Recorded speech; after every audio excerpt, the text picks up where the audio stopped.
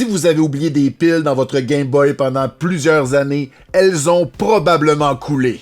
Surtout les piles bon marché, on n'avait pas tendance à les enlever après avoir joué. Puis regardez le bordel. Il y a de l'acide à batterie partout, puis c'est certain que la console elle fonctionne plus présentement. On va enlever ces vieilles piles et quand même regarder avec des neuves pour voir à quel point la console est endommagée, pour voir si on est capable quand même d'avoir de l'alimentation. J'ai pas beaucoup d'attente, mais avant d'ouvrir la console, on va regarder. Allez, est-ce qu'elle est encore vivante? Non! À première vue, ça a pas coulé trop loin, donc peut-être qu'en grattant un peu, ça fonctionnerait. Le seul point de contact manquant semble être celui-ci. Si je gratte juste un petit peu, puis je remets des piles, je veux juste savoir si elle est vivante encore.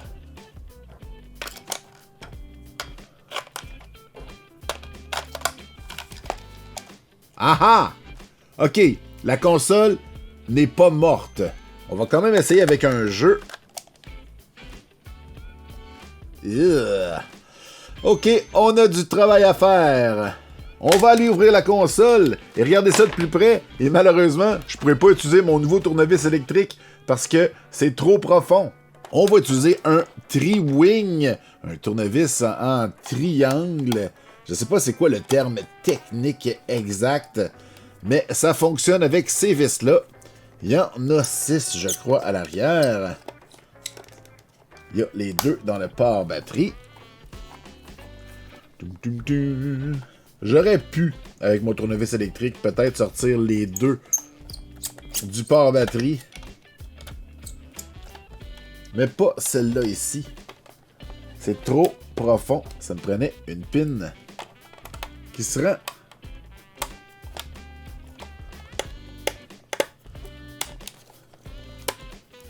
Et la dernière, mesdames et messieurs. Excellent. Et voici de quoi ça a l'air un Game Boy. Ta-da-da-da. Et là, faites attention pour pas tirer trop fort. Si vous brisez le câble de l'écran, c'est terminé. On va enlever le câble en question. Et voilà. J'ai l'impression qu'il y a peut-être de la soudure qui a été faite. Peut-être pas. Mais bon, là, on va aller chercher un tournevis étoile. On va enlever les 4 vis qu'on voit.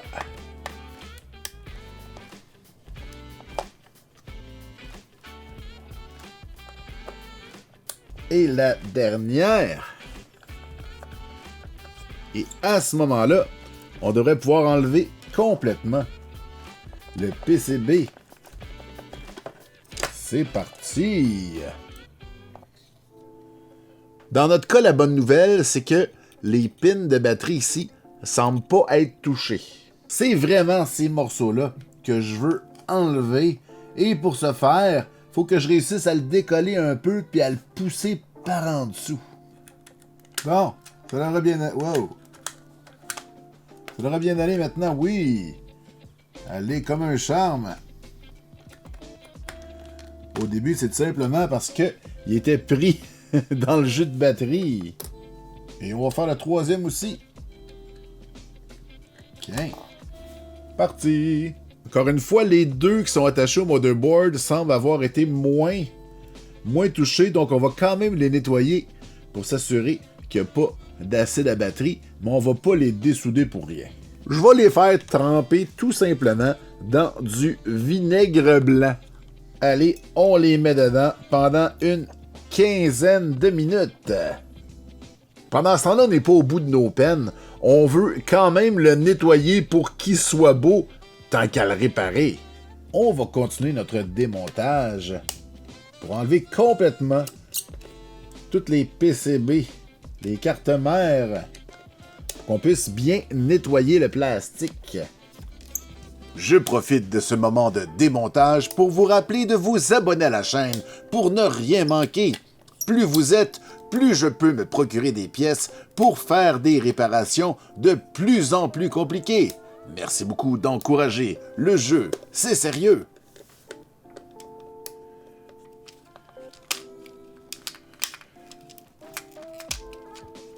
Et voilà! On a accès à tout! Wahoo! On va prendre de l'isopropanol pour aller laver les contacts des boutons. Comme vous pouvez voir, c'est pas très sale, donc on n'a pas trop de travail à faire. Mais on va quand même nettoyer ici, partout où il y a des boutons. Pour s'assurer d'être en plein contrôle. Voilà, c'est ça que je voulais dire.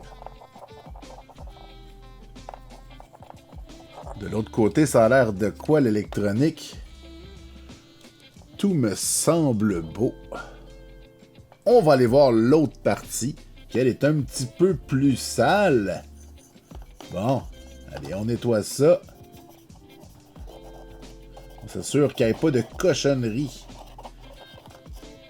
Surtout sur les pattes des puces. Il était quand même propre, étonnamment. Donc, ça avance bien. On sait que le connecteur fonctionnait potentiellement pas. Donc, on va aller la nettoyer avec une brosse à dents.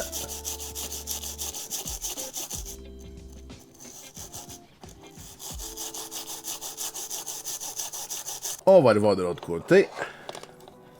Ah, c'est quand même propre.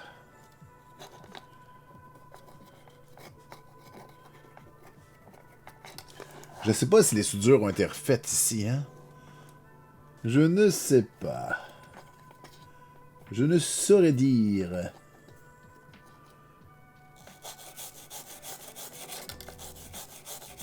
Toutes les pistes ont l'air correctes.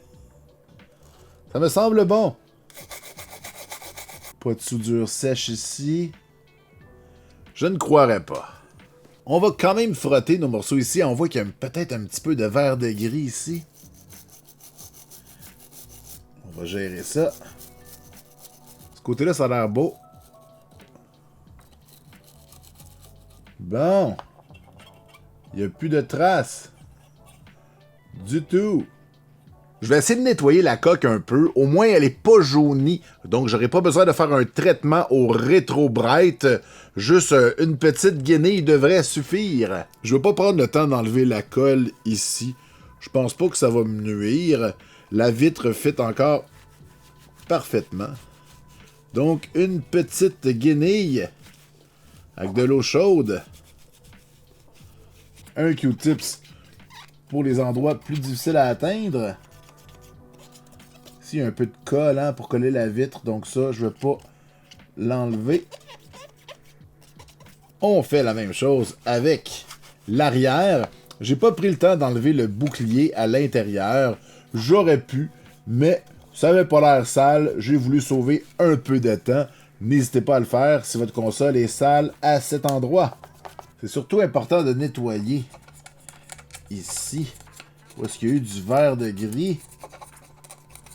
Et pour ma vitre graffinée, je vais essayer le produit Plastix, qui est un produit qu'on trouve généralement dans les Canadian Tire ou où est-ce qu'il y a des voitures. C'est fait pour enlever les rayures dans le plastique lorsqu'elles ne sont pas profondes. Ce qu'on voit hein, ici, regardez ma vitre, dépendant de l'angle, on voit à quel point qu'elle est graffinée. Bon, on essaye. Faut pas appuyer trop fort.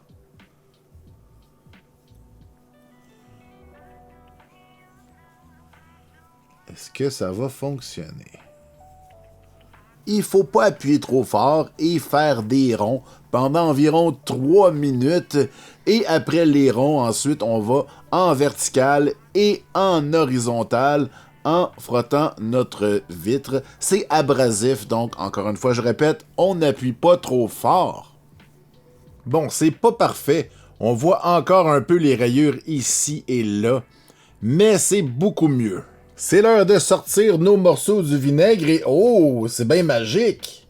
Regardez-moi ça, c'est presque toute partie tout seul. On va maintenant les mettre dans l'isopropanol.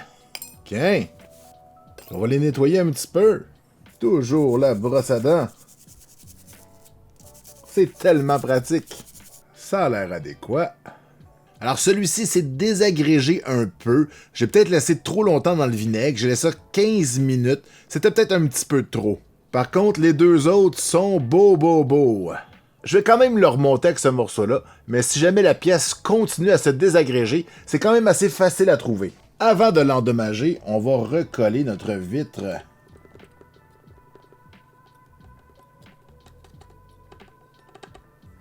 J'ai de la belle colle invisible. Ça devrait suffire.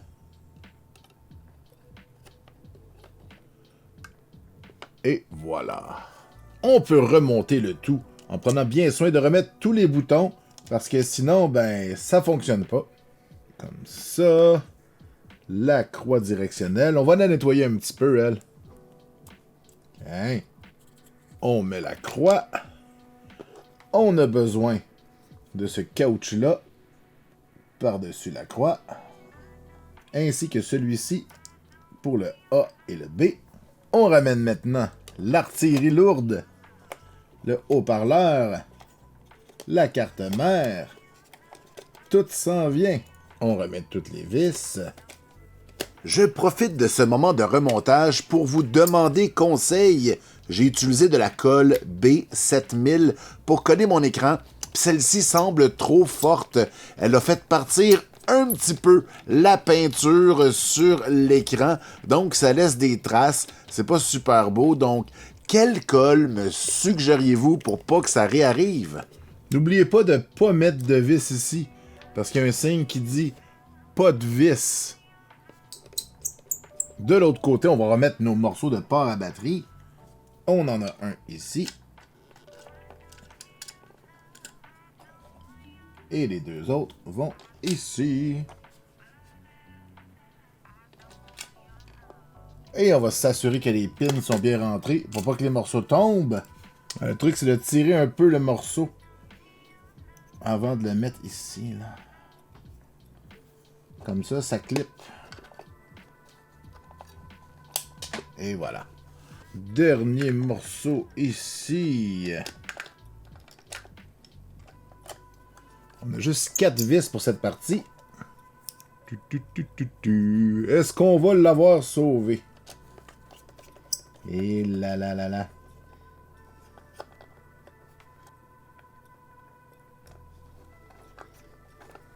On peut rattacher l'écran.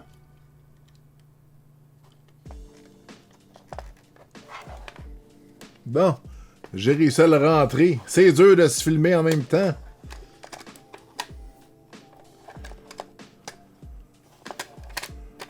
On n'oublie pas le bouton de power avant de refermer. Voilà, je l'ai remis. J'aurais dû le mettre avant de mettre la carte mère en dessous. Ça aurait été beaucoup plus simple. On remet les vis de tri-wing. Tiens.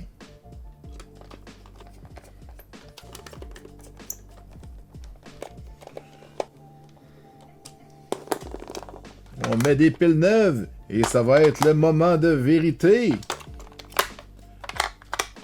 Est-ce qu'on l'a sauvé?